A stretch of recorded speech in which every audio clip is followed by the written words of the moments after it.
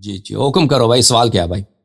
تو یہ جو اعتراض ہے یہ آپ کے پاکستان میں محمد حسین ندوی ڈکو صاحب جو ہیں انہوں نے بھی یہ نقل کیا کہ نبی کریم صلی اللہ علیہ وسلم نے حضرت ابوبکر کے متعلق ارشاد فرمایا کہ آپ میں شرک جو ہے وہ چیونٹی کی رفتار کی طرح چلتا ہے، اور کنز المال ادب مفرد میں ہے نا، ادب مفرد بخاری نے روایت کیا ادب مفرد میں.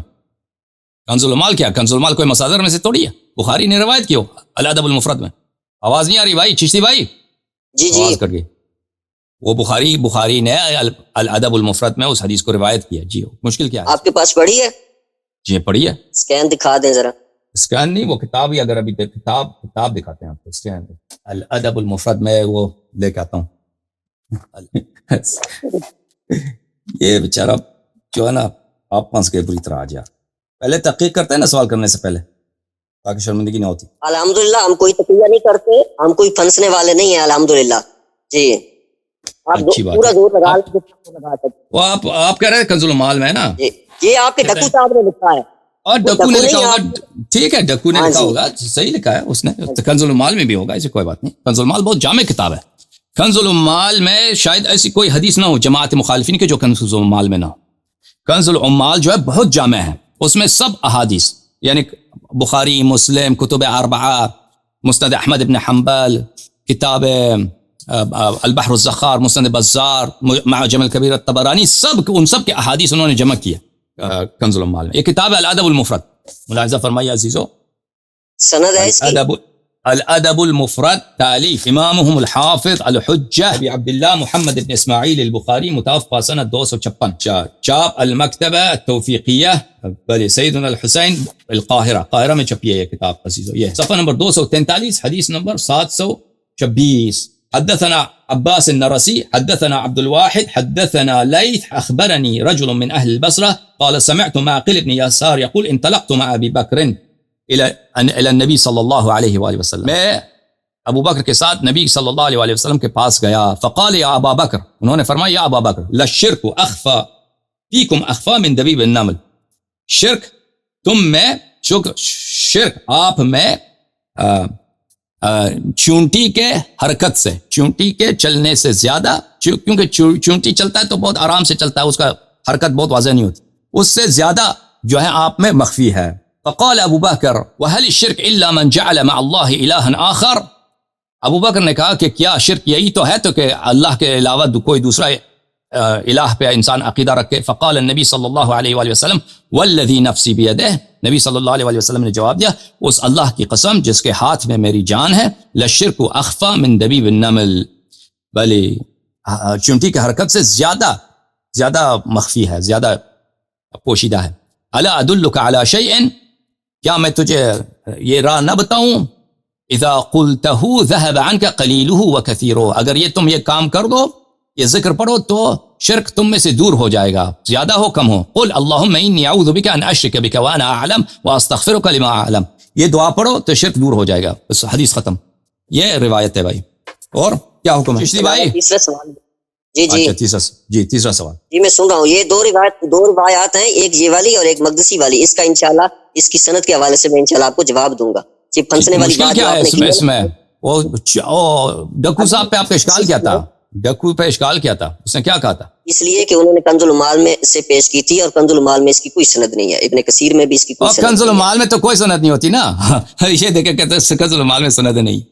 او بھائی کنز المال کتاب جمع الجوامع سے لیا گیا ہے، وہ جمع الجوامع سیوطی صاحب کی. مجھے نہیں لگتا کہ وہاں پہ اس نے اسانید کا ذکر کیا ہو، کیونکہ اس کا حجم بہت بڑھتا، کیونکہ اس نے سب احادیث جمع کیا نا، جتنے دنیا میں حدیث ہیں اس نے جمع الجوامع میں جمع کیا ہے، تو اس کا حجم بڑھ جاتا بہت.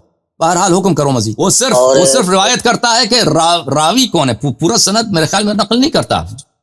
سیوطی صاحب پورا سند نقل نہیں کرتا، کہتا ہے اس کتاب میں مثلا زید بن ارقم سے روایت ہے، اس کتاب میں زید بن ثابت سے. وہ پورا سند روایت نہیں کرتا، کیونکہ اس کا طریقہ کار یہی ہے کہ پھر وہ کتاب بہت موٹی ہو جاتی نا اگر وہ کر لیتا، کیونکہ دنیا میں جتنے احادیث ہیں انہوں نے جمع کیا اس میں. اور حکم. اور آپ خوش ہو گئے، آپ خوش ہو گئے کہ اس کی سند نہیں ہے، اور آپ خوش ہو گئے کہ اس کی سند نہیں ہے. اللہ یاری صاحب، جو بندہ اعتراض کر رہا ہے حضرت ابوبکر پہ کر رہا ہے، کسی پہ الزام لگا رہے ہیں آپ کو چاہیے کہ آپ اس کی سند وہ روایت. اب میری بات سنیں، آپ سن لینا یہ کیا جو بات ہے، متائن بات ابو چھیڑتے بکر پہ ہیں، جو متائن ابو بکر پہ ہیں اس کے اسانید ثابت ہیں. مثلا تفسیر سورہ حجرات میں اس نے آواز اوپر کیا نا، اس کو بخاری میں ثابت ہے، ٹھیک ہے نا. آپ بات کرتے کسی ہیں، ہم بات کرتے ہیں، کسی آپ جنگ میں اس کی کوئی کارکردگی نہیں ہے، کسی جنگ میں اس کی کوئی کارکردگی نہیں ہے، اس کی سند ثابت ہے. جنگ خیبر میں یہود سے بھاگ گیا تھا فرار، اس کی سند موجود ہے، ٹھیک ہے نا. اللہ آپ کا بھلا کرے. اس کے متائن بہت زیادہ ہیں ابو بکر کے، آپ کہتے ہیں سند کے ساتھ. یہ وہ تبلیغ سورہ براءت میں رسول اللہ صلی اللہ علیہ وسلم نے اس کو عزل کیا تھا اور وہ ذلیل ہو کے واپس آیا تھا مکے کے راستے سے. اس کی وہ صحیح سند کے ساتھ ثابت ہے، کئی احادیث ہیں.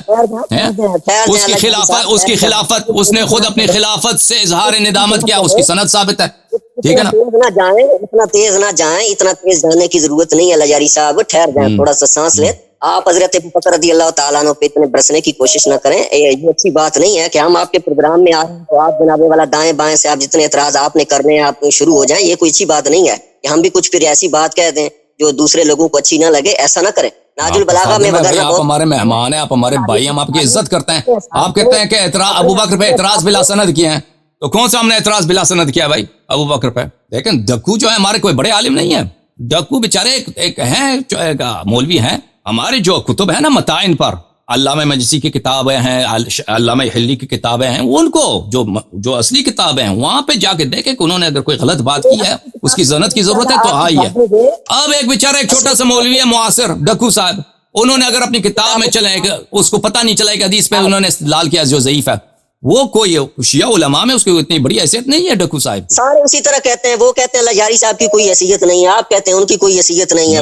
میں تو اعتراف کرتا ہوں، میری کوئی حیثیت نہیں ہے، میں تو کچھ بھی نہیں ہوں. میں تو خود کہتا ہوں بھائی میں کچھ بھی نہیں ہوں. میں نے کب ادعا کیا کہ میں بہت بڑا عالم ہوں؟ جس کا خود کچھ کو نہیں ہے، جو اپنا خود اعتراف کر رہا ہے، پھر دوسرے کا کس طرح کہہ سکتا ہے؟ ختم بات. میں ہمیشہ کہتا ہوں کہ میں کچھ بھی نہیں ہوں بھائی. میرا علم بہت کم، بہت ناچیز نہیں ہے. علم ہی نہیں ہے بھائی، ختم. میں نے اگر کبھی اگر آپ کی یہ غلط فہمی ہے کہ میں نے اعتراف کیا کہ میں بہت بڑا علامہ ہوں، تو یہ آپ کو کسی نے غلط خبر سنا ہے. میں نہ علامہ ہوں، کچھ بھی نہیں ہوں. میں ایک چھوٹا ادنا طالب علم، وہ بھی بہت مجازن. ٹھیک ہے نا.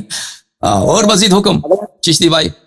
سوال ہے، اعتراض. اب چشتی صاحب میں آپ ایک بات آپ سے کہوں چشتی صاحب، آپ ہم سے ناراض نہ ہو جائیے، ٹھیک ہے نا. جو باتیں ہوئیں آپس میں دو بھائیوں میں بے تکلف باتیں ہوتی ہیں تو آپ ناراض نہ ہو جائیے.